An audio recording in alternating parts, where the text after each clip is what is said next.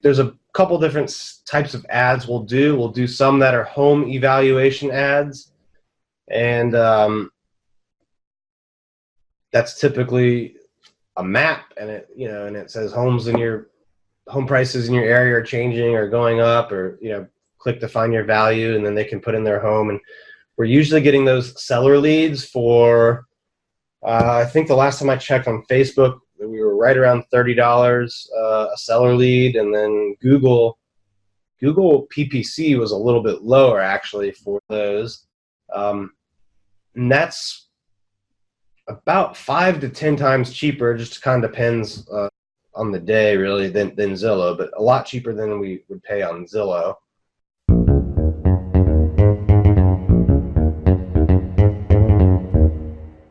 Mastermind Agent is proud to present Success Calls. Top real estate agents from across North America reveal their success secrets, strategies, and systems in up-close and personal interviews.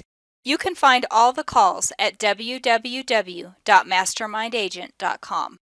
Hi, I'm Mike Cerrone with Mastermind Agent. This month's top agent is Dan Lesniak with Optime Realty in Arlington, Virginia. Welcome to the call, Dan. Thank you, Mike, and thanks for having me. I'm excited about the call. Dan, this is fantastic. Thank you so much for joining us today. Can't wait to learn about you and your business. So let's go ahead and jump in. And the first question I have for you is, before we talk about what you're doing today, let's go back for a minute and talk about what you did before you got into real estate. Sure. So I came from a background in Navy. I went to the Naval Academy. I got out. I was a submarine officer, did a tour at the Pentagon. And while all of that was going on, I went and got my MBA at Georgetown. I thought I would get out or get done with that, go out and get a consulting job with McKinsey, Booz Allen, one of these big companies. This was around 2010. I had already transitioned out of the Navy. I had a job as a government contractor that I kind of just used to put myself through school, through that grad school program. And all of the big companies I interview with turned me down, person after person. They all said I did not have the sales skills or part of it. And they recommended that I go out and get a new experience, something that was different than what I'd done before, something that would put me out of my comfort zone and work on this sales aspect. So I went out, got my real estate license. At this point in my life, I had bought and sold a few homes already because I was, had the VA benefits. I could do that early on, fortunately. And I thought I would just do it as something part-time, and it took off really, really fast for me. And I ended up having to quit my job that I was in because I got so much business, and then it was kind of off to the races from there. I ended up selling a little over 22 million in year one. So that's how I got into the game. It wasn't something I planned on from the beginning, and I'm certainly glad that I'm doing that now. That's fantastic. First, a quick word from our sponsor, RealGTV, Real Estate Agent Lead Generation Television. Need more referrals? Get a free script and simple 3-part plan used by a top agent to receive and close 74 referral transactions in 1 year. Just go to freereferralscript.com. That's freereferralscript.com. Now, back to the show. So let me get this right. The first year you closed 22 million. How many units was that? That was 37 sides. 37 sides. And so for people that are listening, they're just getting started. What were you doing to get that quick start? The main thing I did was I focused on a very, very, very tight niche. And part of that was just born out of necessity from how I started, being that I still had a regular day job. So I wasn't going to go out and be like all things to everybody, like a lot of agents do. So I focused on the condo building that I lived in at the time. It was about 200 units, a little under that. And then as I got some successes there and people, selling there and moving close by, I started to kind of expand outward from there. But it just really stemmed from having a super narrow focus, which is what I recommend to all agents now, especially when they start out. So were you doing geographic farming then? I Yeah. I mean, it was. I direct mailed those people. I ran Facebook campaigns toward them, email campaigns toward them, but it was 200 people in one building, or 200 homeowners in one building that I was specifically targeting through a mix of old school and new school type methods. Were you door knocking?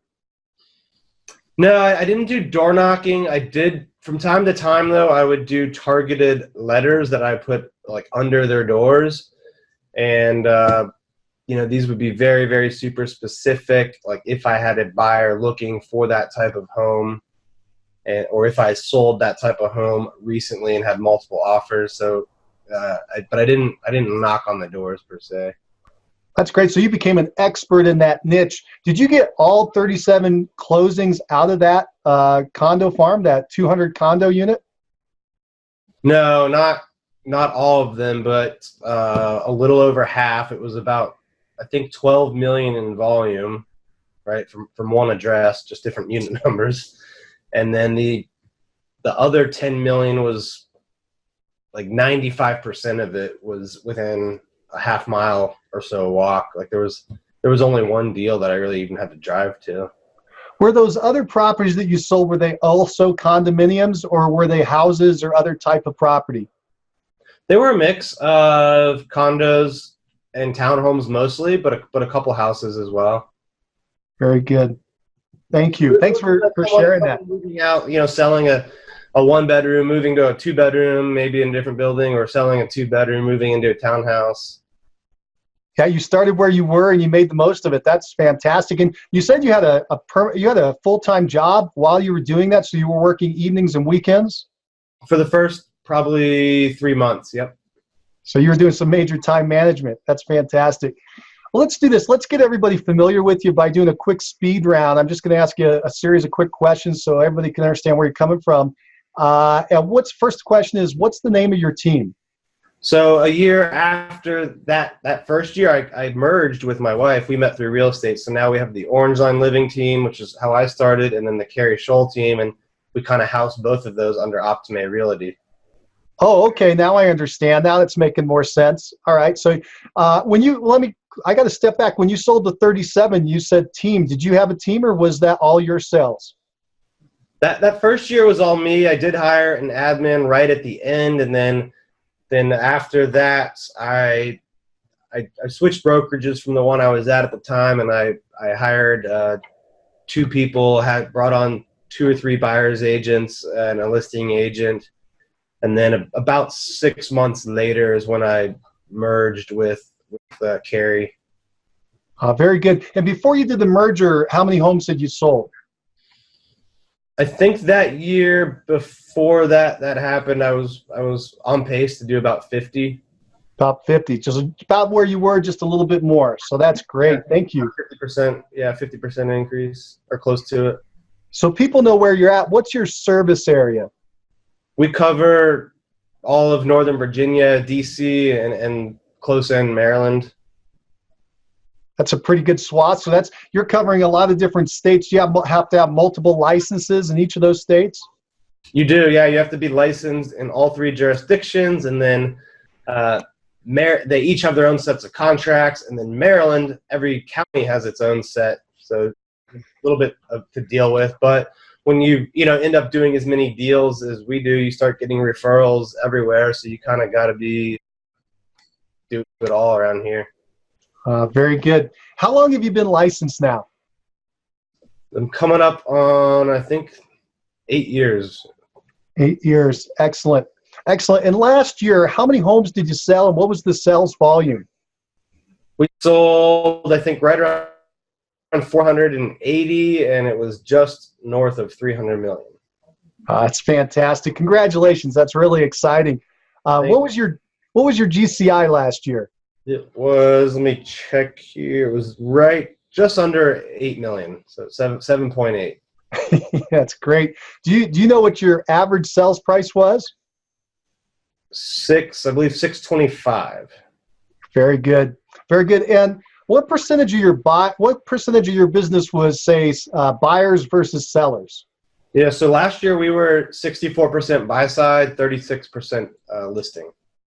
Thank you. And how many homes have you sold in your career now? Have you been tracking how many homes you've sold and what the volume's been? I don't have an exact amount. I know, like, between Carrie and I combined, we're at a little over 2,000, I think, and right around 2 billion, because we've done 2 to 300 million now for about 4 years in a row. So I know it's definitely getting up there. That's amazing. Billion-dollar agents. Billion-dollar agents. That's some rare air. Thank you. And how many team members do you have? So we've got about 65 right now. We've got 40 buyers agents, 5 listing agents, five ISAs who do our phone calling, and then we've got about 15 people that are either in marketing or admin and support. Wow, that is a really big team. And how did it get so big? Did you grow that fast? Did you have an objective that you were trying to hit? Yeah, so we grew a lot around 2014, and we got up to about 25 people, and we kind of stayed there for a few years. Really worked on systems, structure, experimented with some different things, and then about a year ago we decided to really go to growth mode again, and so we went from about 200 million and 350 in transactions to close to 500 deals and 300 million, and we went from about 25 to 40 people last year, and then kind of from the end of last year, like November till now, we've gone from about 40 to 65. So we've just been focused on growth and recruiting and hiring managers and more like executive level types to help us manage all of this. Are you an independent company or are you under a franchise? We're independent. So we've been independent since the end of 2014. Oh, okay. So you were not always independent. You were under a franchise, and then you decide to go out on your own. Why did you make that decision? Well, previously we were at Keller Williams, and then they were great for the most part, but we just kind of got so big that it didn't make sense economically to be with anybody, really. Okay, very good. Well, this is great, and I really appreciate you walking us through that. What I'd like to do now, if it's okay with you, is to dig into your marketing and your lead generation. That's something agents are all very interested in, and you all must have a handle on it. So let's dive into that. Could you tell us what your top 3 sources of business are, and if you can give us the percentage of the overall business in that lead source? Sure. So the top 3 are repeat and referral business. That's about 37%. Online leads are about 34%, and then open houses are about 11% for us. This is going to be fun. Let's dive into each one of those if we can make it through. Let's start with the repeat and referrals. Could you tell us how big your database is of past clients and sphere of influence? Past clients, just by going off the last 5 years and the number of deals we've closed, there's probably about 2,000 past clients and sphere of influence, and our agents that we bring on, they add to that as well. So it might be closer to like 2,500.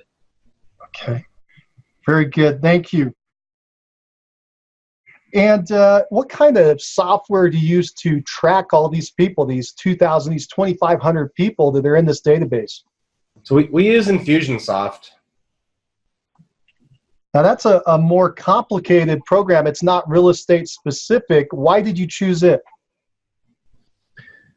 Yeah, we've had it since 2012. So Carrie actually was using it before me, and we just kind of inherited that system and have built on. I probably wouldn't recommend it to most agents. It is complex. It's expensive to get up and running. It does more though than any of the other CRMs out there. You just have to have people to program it and customize it, but it does more. I mean, that's the bottom line. And there's a lot of customization required and maintenance, as you mentioned. Are you outsourcing that, or do you have somebody on a team that does it? We've done both before. Right now, we've got someone in-house that's pretty much their. I mean, they've got other things they do, but that's their primary job. That's their big job. Very good. Let's talk about how you're staying in front of your past clients and sphere of influence. Could you describe your annual marketing plan, all the things that happen over the course of a year? Sure. So we do, client like holiday and birthday cards.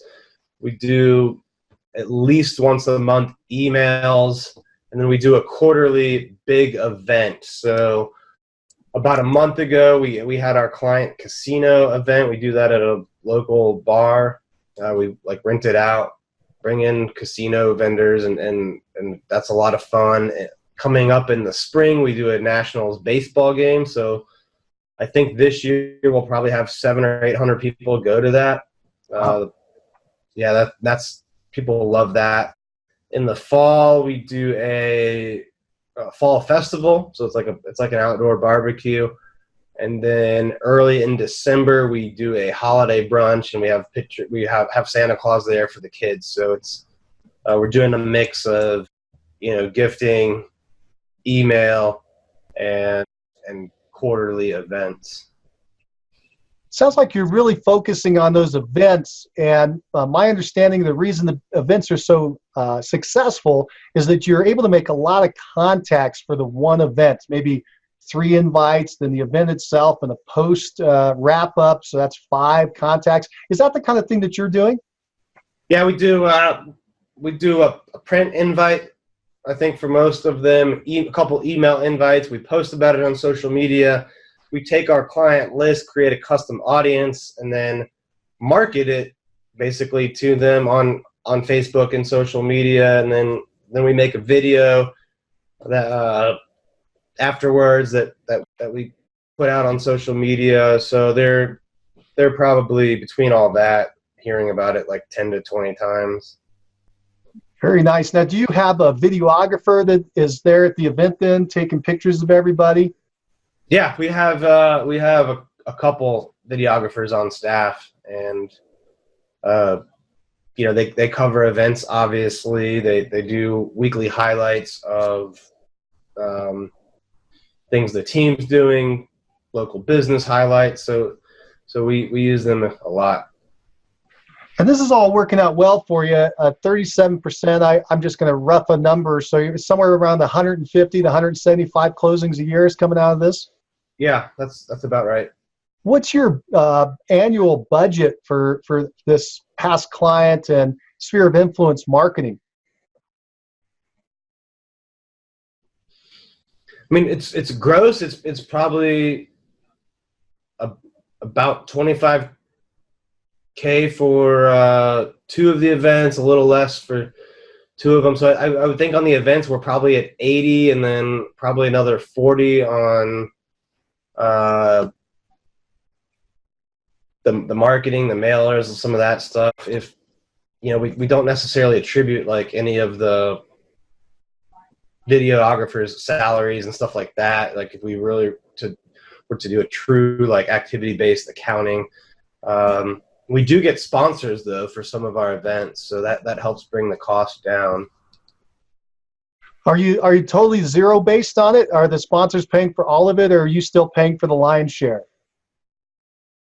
I don't think we get it down to zero, but we get a big chunk of it down. Very good. Well, this is pretty neat to me then. So you've got 120,000, of course, is a big budget each year, about 10,000 a month, but you're bringing in some major revenue. This is, again, a little over a third of the business. So just throwing numbers out, that's about probably $2.5 million in GCI. That's a pretty good investment. That's almost a 20 to 1. You'd probably want to keep doing that. Yeah, definitely. We'll make it bigger every year, and it's, I think on average every deal we close brings like about 10,000 net to us. After we pay the agent on the deal.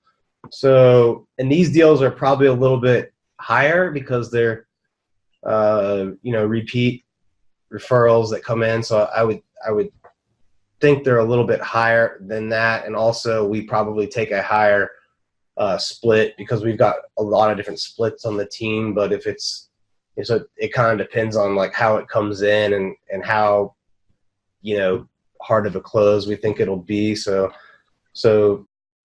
you know, it's probably bringing in 1.5 to us at least after we've paid out on it as well.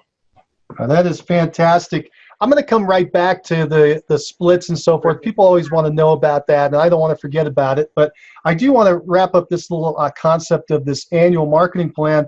So you mentioned you've got these parties and events. You also said you have a monthly email. What does that look like? What are you sending out? It's usually just market highlights mixed with stuff that's going on in our lives. So we try to make it a little bit personal as well as useful. So it's kind of like a newsletter, a monthly newsletter? Monthly newsletter with, an update on just things that are happening in our lives. Like if, you know, when our kids are born or, you know, we went to this conference last month and we're focused on this part of the business. So just things like that. Very nice. Very nice. And then you also are sending out birthday cards and holiday cards to stay in front of folks. How are you getting the birth dates so you can send out those birthday cards? Yeah, we try to get it up front. That doesn't always work. Sometimes we've gone back to the title company and asked for it. Recently, we did an email campaign, and the subject line, we sent it to everybody if we didn't whose birthday we didn't have, and the subject line was "Happy Birthday." And, you know, just got sent on a random date like January 30th. And then the email said, hey, we know it's probably not your birthday, although we're not really sure. We're trying to, you know, do a better job of staying in touch with you on important days. You know, can you click on the link on the form and add your birthday? So we did that as well. And that email got a really good open rate. That's a great one. I like that. That's a great way to pick up that birthday, especially if the closing was in the past, you've totally forgot about it. It's a great way to open the conversation. Thank you for sharing that idea. Do you get the birth dates of the kids as well, or just of the adults? Usually just the adults. Now for some of our like top SOI and you know that Carrie and I really know well, we'll try to like stalk that stuff or have someone on our team stalk it on Facebook or social media. So sometimes we do, but certainly not for everyone. Very good. And then the holidays, which holidays do you pick that you like to send a card out for? That was the other group. Yeah, we usually do a New Year's one, and then I think we just do some other random ones like 4th of July. I know, and we're trying to kind of space them out. So maybe you think you do what, 4 of those a year, or 6, or 1 a month? It's definitely not 1 a month. It's probably like a quarterly touch on that. Well, that's great. And then you also mentioned that your team members are adding their SOI to the database when they come in. They are, and then we've got a person on staff, and for a fee, and I forget what it is off the top of my head, but they can participate in like the gifting program and have someone help them with all of that. I'm sorry, the gifting program, what's that? Just, you know, gifting clients on birthdays, anniversaries of when they bought their home, stuff like that. So. Oh, okay. So you send more than a card. You also send a gift on their birthday? It just depends on the client and if they've referred and all sorts of variables. But so not like everyone's treated a little bit differently. I would say. Do you grade the people that are in the database then? Do you have a B, C, D based on whether they've purchased or sold with you or sent a referral, or how's that work? Yeah, it's based on, you know, if they've referred is like an A, if we think they'll refer but haven't yet is a B, and then everyone else basically. So. And then are you marketing to those people differently? They just get more touches, and they would be the ones getting the gifts. When I asked you for the annual marketing plan, I noticed you're not doing any phone calls. Are you doing phone calls or not? to the sphere of influence and past clients? Yeah, so it's the phone calls are usually centered around the events. So just calling to invite them, calling or texting them on the events. But we're typically not doing just a random call in January, how are you doing kind of call. It's usually around the events, and we've got 4 of them. So if we call them once, before, once after, that's coming out to 8 calls at least per year. Now, a quick word from our sponsor, RealGTV, Real Estate Agent Lead Generation Television, where top agents reveal exactly how they create consistent flows of home buyer and home seller leads into their practices every month. Need more leads? Hit the pause button right now. Open Google and search RealGTV. That's REALG.TV. Now, back to the show. Okay. Very good. And then are you asking specifically for referrals when you're talking to folks, or is it just happening organically because you're constantly in front of them? No, we ask them for referrals. And do you have a script that you like when you ask for the referral? No, nothing in particular. I usually just I usually just ask if they know anyone that, or I try to avoid, and I almost caught myself doing it there. I try to avoid, do you know anyone? I try to say like, hey, who do you know that's going to be buying or selling in the next 6 months to a year? Because if I say it that way, they'll usually think hard. If I say, do you know anyone? They usually just say no. Makes sense. So that's kind of like the one caveat on that. I don't have a certain thing I say every time or that we teach, but we train to always ask, who do they know, not do you know? Well, this program's working pretty well. If I'm doing my math correctly, it's basically 1 out of 15 people in your database is resulting in a closing throughout the year. That's pretty good. Yeah, I think I read in Millionaire Agent that it's, I don't know, I think they said they get 2 out of 12, but I don't know if it's where that's really proven or on what scale, and if that's for a smaller amount. So yeah, for 2,000 people, we're pretty happy with those numbers. Feeling pretty good about it. So we're about to wrap up this part of repeating referral. Do you have any success tips or advice for an agent who wants to improve their referral or repeats from their group of people that they like? Yeah, I think really the biggest thing is just to show true care and concern for the client during the transaction, after, and to really be genuine. And then it just kind of comes naturally, but you do have to stay in front of them, I think, and you got to have some plan and stick to it. There's a dozen different ways to do it, and you just got to pick a plan and do it and really try to add value to people. You mentioned before, and I don't want to miss out on this, so I'm going to go off of marketing and then come back. You talked about compensation, and you had a lot of different variables with the people that work for you, and that's always a hot topic. People always want to know about it. So if you don't mind, would you mind disclosing to us kind of some of these structures that you've set up to compensate your buyer agents and your listing agents? Sure.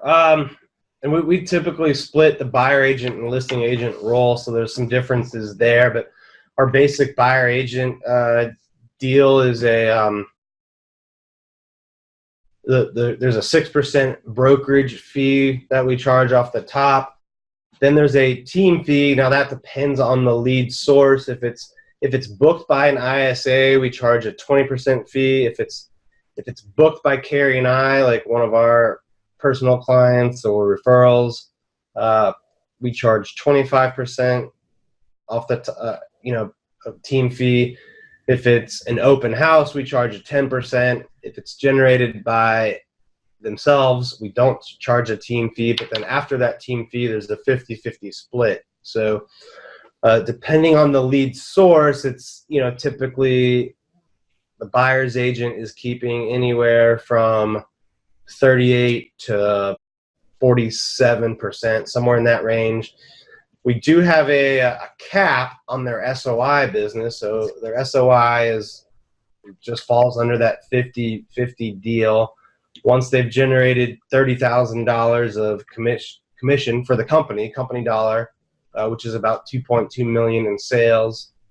Once they've generated about that much, they get to keep 90% or more of their SOI. So that's just designed so that to cover our cost on the deal. And it gives them an incentive to bring in their own business. It does, and then it makes us compete. It makes us competitive with other brokerages that offer like a $30,000 cap. Basically, that's one of the typical ranges for some of the large scale brokerages in our area is that 30K cap. So it makes us competitive with that. We can go to veteran agents now who are doing 5-10 million and say, like, come over here, bring your business, pay us 30K on your business, and then go do another 10 million of our own business. So that's why we added that. That was something we changed about a year ago. We used to not have that. Is it working? Are you able to recruit more established agents? It has. I mean, we got a $5 million producer last year. He's going to do 20 million this year. And we've grown from a little over 20 agents at the end of last year or kind of Q3 of last year to, we're now right around 40. So it's definitely helped. Wow, then what a success story. An agent was at 5 million and now he's at 20 million? Yep. On the listing side, our listing side, we've got a number of different structures, but typically they keep they started around, I think it's 15% that they keep, but they get a $2,000 a month stipend as well. And for their first 12 deals, they're at that level. Then from deal 13 to 24, it bumps up, I think about 7 or 8%. And then it keeps doing bumps like that for every 12 deals on the year. And then if it's their own deal that they either generate on their own or SOI, we add 50% to whatever schedule they're on. And then they still get that same cap as well. So most of our listing agents are doing anywhere from 3 to 4 deals a month. And on that structure, they're getting to like 150 to over 200 in income. Nice. And how about the buyer agents? What are they averaging in their income, their take-home pay? So the new ones, if they're starting out and they have like no experience, we're usually getting them to like around 80 their first year one.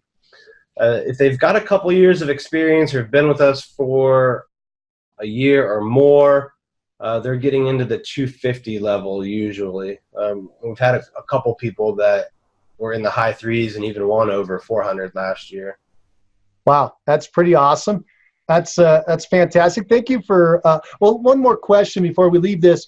It sounds like you separate them into buyer agents and listing agents specifically. Are they able to do the other type of transaction? Do they have to refer it out? And why did you structure it this way?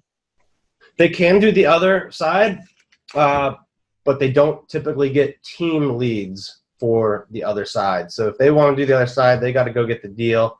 Typically, there's exceptions probably to everything, but so that's typically how it's structured. That was new. That's something we added about a year ago, that they could kind of cross over if they generated it. The reason we've separated out before is, we just really believe hardcore in the team of specialist approach, and that, people focusing on listings are going to get better at listings. People focusing on buyers are going to get better at buyers. Last year, when you closed the 481 transactions, how many agents did you have? Did you say you just had 20 agents at that point? We had, going into like October, we were around a little over 20. And then we started hiring a lot, and now we're right around 40. But, of the people that actually closed deals that ratified and closed in in 2018, it was probably based off of about 22 people. Very good. Are you still in personal production? No, I think the last deal that I was really heavily involved in and went on the listing presentation was back in August. Very good. Let's do this. Let's get back into marketing and some of the other things you're doing well. One of the other big sources is Zillow, and I'm trying to remember what your percentage was, but it was pretty high. I'm thinking it was over 10% of your business. How are you getting leads from Zillow? What exactly are you doing that's resulting in leads and closings? Yeah, so I think we grouped in Zillow with Google and Facebook in those numbers, and it was about 34% total for all of those. But so for Zillow alone, I'd estimate it was around 15%. What we're doing for most of those leads, it's buying zip codes basically, as well as being the premier listing agent or whatever that status is called. So on our own listings, we certainly get a lot, but then we've got the zip codes in the areas that we want to do a lot of business in. And I think the key to what makes it really work, because I know a lot of people don't say it doesn't work and all of that, but we've stuck with it for long enough, right? And that's most people, no matter what they're doing, if they fail, it's because they quit too soon. We've got a lot of reviews on there, so I think we've got over 400 reviews, so we look good, right, when we're up against other agents just on the profiles there. And we've got that inside sales department, and they're trained, and the standard is to respond to all the incoming leads within 5 minutes. So I think the frequency and timeliness of the response really helps us there. Are you getting your leads directly from Zillow, or are they going through a Zillow-based ISA before they come to you? No, they're going through our ISAs. They offered us that, and we didn't want it. And I think for most agents, it probably makes sense if they don't have a really good ISA team in place. But for us, it didn't pencil out.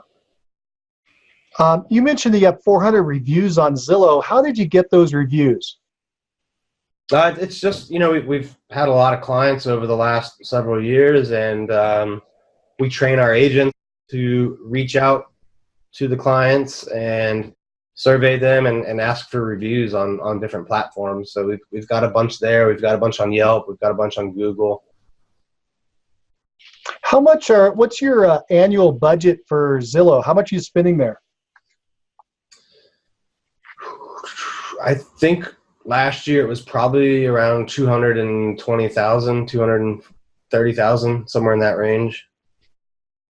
And that sounds like a lot. Again, but people have to remember you've got a big scale going here. I just looked back at my notes real fast, and it looked like you had about 19% of your business is coming from Zillow at this point. So I'm estimating here, but around 1.6 mil in GCI came in from that source, and it cost you 220, so you have an 8-to-1 ROI. That's a pretty good return. Yeah, and on those, we probably kept a little bit less, and they're probably lower price point than the other ones. But my guess is we spent 200. I mean, maybe if you add in the ISAs to that their portion, maybe 250. And after paying the agents, we took in 600. So it's not as good as the past client referral type stuff, but it also leads to more past clients and referrals and all that kind of stuff. So it's profitable, but not as profitable. Big view of a successful long-term business. To wrap up this section on Zillow, do you have any tips or advice to an agent who wants to start getting leads from Zillow, or is in there but it's not working right now? Yeah, if they're in there and it's not working, I'd look at A, how long have they done it? B, what does their profile look online? Like, how do they compare to the other agents that they show up with? And finally, what's the follow-up like? And I would build out some automated workflows, no matter what CRM system you're using, and try to follow up very, very fast and very, very frequently for the first like week and a half to 2 weeks at least, and then you can dial the intensity off a little after that. And just remember too that a lot of the online leads take like 6 months and longer to close. They're usually longer term for us. You have to stay in touch. Yeah. You also mentioned, and we kind of grouped them together, these internet leads, Google ads. What are you doing with Google? Are you actually running your own campaigns, or are you running a campaign through a third-party provider like a Boomtown or one of those folks? No, we have someone on staff who just manages campaigns, and they do it for Google, YouTube, and Facebook. And there's a couple different types of ads we'll do. We'll do some that are home evaluation ads, and that's typically a map, and it says home prices in your area are changing or going up, or click to find your value, and then they can put in their home. And we're usually getting those seller leads for I think the last time I checked on Facebook, we were right around $30 a seller lead, and then Google PPC was a little bit lower actually for those, and that's about 5 to 10 times cheaper. Just kind of depends on the day really than Zillow, but a lot cheaper than we would pay on Zillow. And we also get buyer leads on there by either pointing them to an IDX, or now we've been doing a lot of ads that promote a home buying seminar, which we've done. We've done the home buying seminar once or twice a month now for about 3 or 4 years. So we do that for buyer leads. We also do ads that point people to different types of reports, like get 15 ways on how to win out on a competitive offer, or avoid these 7 mistakes when buying a home. Just free reports where they give us an email to download the report. Very nice. Very nice. And so you have somebody running this campaign. You mentioned the cost per lead. Could you give us kind of the big picture of how much you're spending on these Google ads over the course of a year, and what kind of income that's generating, and therefore an ROI? Sure. I think last year we were kind of outside of Zillow. When you looked at Google, Facebook, and all that, we were probably averaging about 100 or 10,000 a month. We've dialed it up this year, and this year we're going to be at 20,000 a month on those sources. So we're trying to build that up more than the Zillow. So last year I think the total was about 120,000. And I'm guessing, just based on some rough numbers, you were sitting probably at just over 600K for the year on that. So you're about a 5-to-1 currently, but it sounds like you're tweaking it quite a bit. Yeah, and the other thing too that we've noticed, we really made a big change probably in August after meeting with Gary Vee, and really just doing more of our own Facebook ads and really building that up. That's why we got the videographers as well. But I've noticed it's like if you're not going to get an uptick for 2 or 3 months at least, but we certainly have gotten an uptick just from those sources alone. But I think it also makes other sources convert better, because when they see your sign, when they see your other ad over here, or when they see you at an open house, if they've seen you 10 times that week on Facebook in their feed, even if they're not consciously realizing it's working, and they're going to be more familiar, and the conversion rate is going to go up for other sources. Very good. Very good. Thank you. I want to bring up one other, because it's common now. Open houses are kind of making a comeback, and it looks like you're getting quite a bit of business from open houses. I'm trying to remember what the number was. 11% of the business. And so, what, 40, almost 50 closings in the year? That's pretty good. What are you doing with open houses to make them work? Well, we do a lot of training for our agents that host them. And, their goal, every person that walks in, is to collect their information, find out what they are looking for, what the timing is, what the motivation is, and then book a follow-up appointment on the spot. And if they don't do that, they follow up, plus one of our ISAs follows up. So I think that has a lot to do with it. And then we do a lot of marketing, just on social media and online to get people to the open houses. We have someone who just does all of our signs, so we get good sign coverage. And then our ISAs will circle prospect, call around, the neighbors of some of the open houses. You mentioned you like to get the contact information there. How are you doing that? Are you having them sign a registration form? Is there a certain question that you're asking that's working well? Yeah, so we do a paper registration form. I know there's a lot of iPad things out there and stuff like that, but we found that the conversion on the paper is much higher, and I think it just people can kind of have a willing suspension of disbelief that they're not going to be automatically emailed if they fill it out on an iPad, right, versus paper. So I think it helps. Like it feels less invasive, and so I think that having it on paper works. And it's usually, we just train everyone. The first thing you ask when they come in is, hey, can you please sign in? The seller and our company policy is to keep a record of everyone who comes in the open house. They don't have to complete it completely, but if they don't complete all of the information, the goal is that the agent builds rapport very, very quickly, tries to find out what they want or need in a house, and then somehow be able to offer that either from the large amount of off-market listings we have, or listings they know of otherwise, and then use that to confirm their information if they haven't filled it out correctly the first time. Very good. And you also mentioned that you are going for a follow-up appointment to be set right there at the open, rather than waiting until they leave and then trying to track them down. Correct.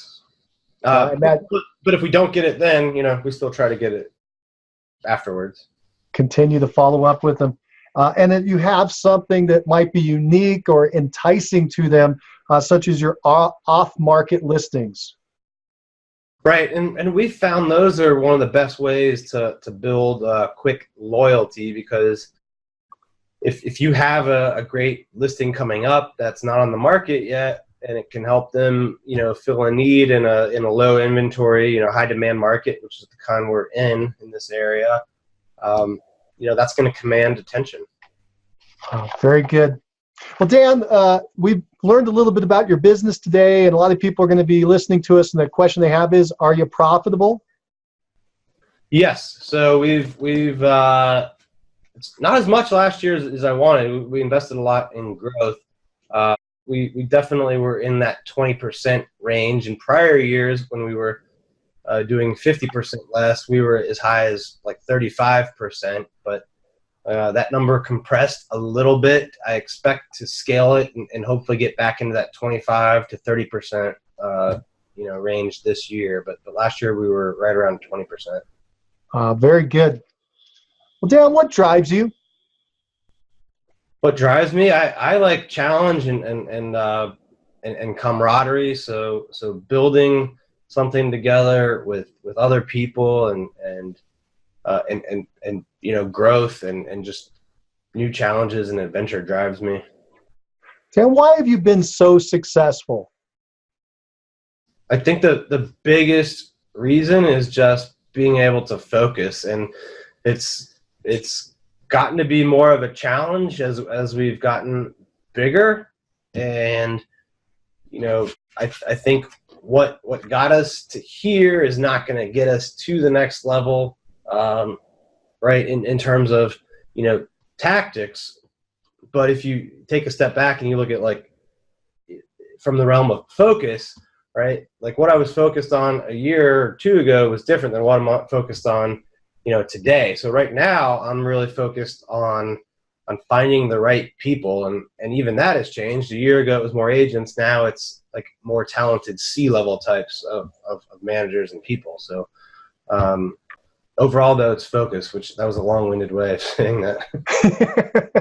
You did a good job. Well, Dan, if you were going to advise a brand new agent just getting in the business, what would you tell them to do first? Really develop a marketing and overall business plan. I think too many people get in, they don't have that, and they just try to be all things to everybody, and that doesn't work. Your efforts get scattered too thin. So I like to talk about this process called segmentation, targeting, and positioning, STP, which is, segment the market, pick the target segment that you want to go after, make sure it's something you think you can connect with, make sure it's big enough that there's, a good amount of business in there, like enough turnover, enough that if you got market share, it would be worth it. Make sure it's not too big, though, that, you wouldn't be able to have an impact, right? If it's going to be hard as a new agent to go after like 10,000 homes, but you can go after 500. So, and then how are you going to position yourself to add value uniquely to those people? So ask yourself like those three questions, and then focus on it. And you had that when you first started, your intense focus on that one group, that condo complex, and what great results you had right off the bat. So that actually is a great play out. Let me ask you this. I know you have a resource for everyone who's listening. Could you tell us a little bit about it and where people can learn more? Sure. So a couple years ago, I wrote a book, The Hyper Local, Hyper Fast Real Estate Agent. It goes through my first year as a real estate agent, how I did what I did, and then how to use those principles, whether you're starting out, whether you're trying to get more market share or go into a new market. And so they could pick up the book, Hyper Local, Hyper Fast. They could pick that up at, say, Amazon. Yeah, it's on Amazon. It sells for $14.99 there. It's also on Audible if you're more the listening type. And if you go to, I think it's hyperfreebook.com, you can get the free version there. You just pay for the shipping. That is great. Well, Dan, this has been a lot of fun. I've come to the end of my questions for today. Do you have any parting thoughts for the listeners? I think just set big goals. Don't be afraid of new challenges. Don't be afraid to get out of your comfort zone. Certainly when I started in the business, it was new to me. A lot of it was uncomfortable, but the way to get over that is frequency, right? Just if you do it enough and don't give up, you'll have success no matter what it is. But especially in real estate, and the failure rate is very, very high in this industry. So I think what that means is there's a huge opportunity for those people that can persevere and stick through it. Very good. Thank you so much, Dan. I really appreciate you joining us today. That's it, the end for now. Thank you for joining us on Success Calls. Keep moving forward. If you like the show and want to know when the next one's coming out, click the subscribe button. And if you want to hear more episodes like this, give the show a 5-star review and write a quick comment. I read them all, and it motivates me to keep going and share the top agent success stories with you. Thanks. If you're looking for more ways to generate leads, check out our sponsor, RealGTV, Real Estate Agent Lead Generation Television, and their giant database library of video trainings where top agents reveal, demonstrate, and discuss their best lead generation methods. Visit RealGTV, REALG.TV. If you're low on funds or just want to get the maximum leverage, check out my masterclass webinar titled Top 5 Free Lead Sources for Real Estate Agents. Learn more at freeleadtime.com. That's freeleadtime.com. Oh, and if you have a real estate friend who needs some inspiration, tell them about the Success Calls podcast. And don't you forget to subscribe right now to hear all the great top agent ideas. Keep moving forward. You've been listening to Success Calls on the Mastermind Agent Network, where top real estate agents from across North America reveal their success secrets, strategies, and systems in up-close and personal interviews. You can find all the calls at www.mastermindagent.com.